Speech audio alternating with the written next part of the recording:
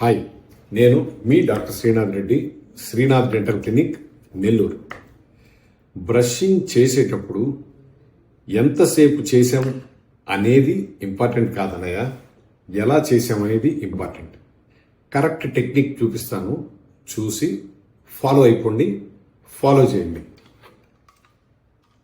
Brushing చేసేటప్పుడు ఎప్పుడు నోరు కొద్దిగా తెరిచిపెట్టుకొని బ్రష్ని 45 డిగ్రీ యాంగిలేషన్లో చిగుళ్ళకి పళ్ళకి తగిలేటట్టు ఇలా పెట్టి ఇలా ముందుకి వెనక్కి అని కిందకి లాగాలి. అదేవిధంగా ఇలా ఇలా అని అన్ని పళ్ళని ఇలా చేస్తే ఏమవుతుందంటే ఇరుక్కున్న ఆహార పదార్థాలు నీట్గా బయటకు వచ్చేస్తాయి. అదేవిధంగా లోపల పక్క కూడా 45 డిగ్రీ యాంగిలేషన్. ముందు పళ్ళ దగ్గరికి వచ్చేసరికి బ్రష్ సరిగ్గా పట్టదు. ఇలా పెట్టి నిలువున ఇలా చేయాలి.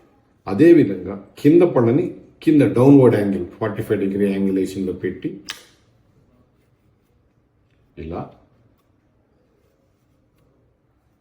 ముఖ్యంగా లోపల పక్క బ్రష్ చేసేటప్పుడు ఈ ప్రదేశం అంటే నాలుక భాగంలో మన సలైవ అంటే లాలాజలం ఎక్కువ నిలబడుతుంది. ఇక్కడ కొంచెం ఎక్కువ శ్రద్ధ తీసుకోవాలి, బ్రష్తో చేయండి. నవిలే భాగం అంటే ఈ ప్రదేశంలో ఖచ్చితంగా బ్రష్ నిలువునా పెట్టి ఇలా బ్రష్ చేయాలి.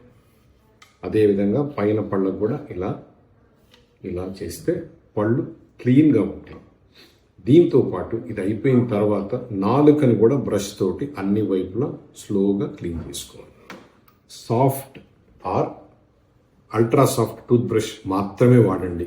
మీ డెంటిస్ట్ సలహా ఉంటేనే హార్డ్ లేదా మీడియం వాడండి, లేదంటే సాఫ్ట్ వాడండి.